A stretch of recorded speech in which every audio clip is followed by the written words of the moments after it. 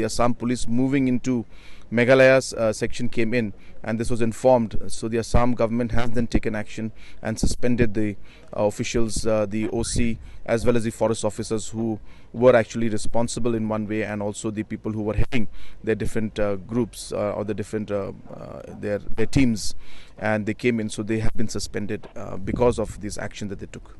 My last question here is, we see that pressure groups are taking matters into their own hands. Yesterday there was a ruckus here that they had burnt down the forest guard, or the camps that have been set up. What is your message to them? See, first of all, of course, emotions are high. No one can deny it.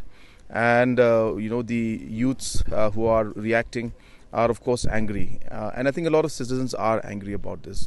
So we know that there will be some violence and some reactions that may happen, but ultimately we should ensure that we get justice for the loss of life.